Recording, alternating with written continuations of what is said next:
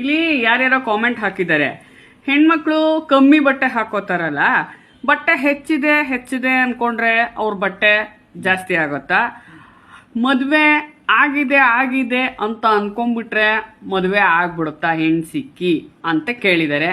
ಇದಕ್ಕೆ ನೀನೇನ್ ಹೇಳ್ತೀಯಾ? ನೋಡಿ, ನಾವು ಒಬ್ರಿಗೆ ಡ್ರೆಸ್ ಬಗ್ಗೆ ಆಗ್ಲಿ ಅಥವಾ ನಿಮ್ಮ ಮದ್ವೆಗಳ ಬಗ್ಗೆ ಆಗ್ಲಿ ನಾವು ಮಾತಾಡಿಲ್ಲ.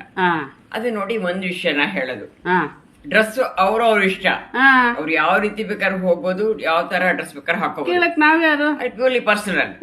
ಆಮೇಲೆ ನೀವು ಮದ್ವೆ ವಿಷಯದಲ್ಲಿ ಮಾತಾಡಿದಿರಲ್ಲ ನೋಡಿ, ಅದು ನಾವು ಮದ್ವೆ ಬಗ್ಗೆ ಹೇಳಿಲ್ಲ.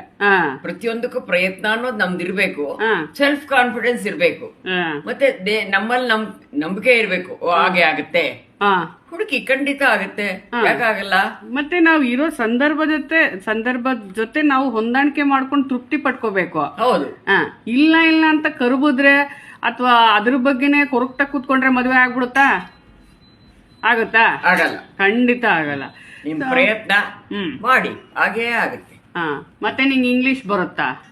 ಇಂಗ್ಲಿಷ್ ಪರವಾಗಿಲ್ಲ, ಡಿಗ್ರಿ ತನಕ ಓದಿದ್ದೀನಿ. ಅಂತ ಮಾಸ್ಟರ್ ಇಂಗ್ಲಿಷ್ ಬರ್ದೇ ಇದ್ರು ಸಾಧಾರಣ ಇಂಗ್ಲಿಷ್ ಬರುತ್ತೆ. ಓಕೆ, ಸೊ ಎಲ್ಲಾ ಪ್ರಶ್ನೆಗಳಿಗೂ ಉತ್ತರ ಸಿಕ್ತು ಅಂತ ಅನ್ಕೋತೀನಿ.